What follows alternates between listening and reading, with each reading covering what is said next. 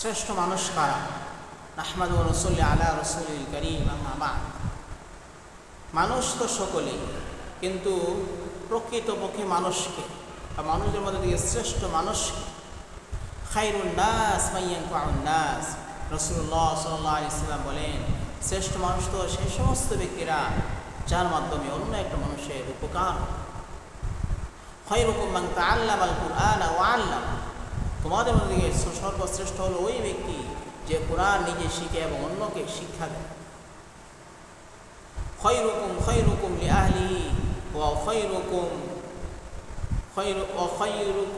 লিআহলি।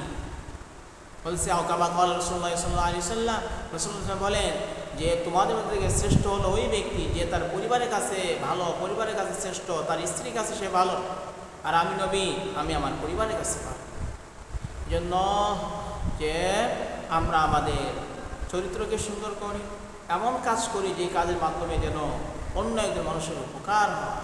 কুনতুম খায়রা উম্মাতিন উখরিজাত লিন-নাস, তোমরা সর্বশ্রেষ্ঠ জাতি, তোমাদেরকে মানুষের কল্যাণের জন্য সৃষ্টি করা হয়েছে। আমরা আমাদের কথায় কাজের মাধ্যমে অন্য ভাইয়ের উপকার পৌঁছাবো, ক্ষতি পৌঁছাবো।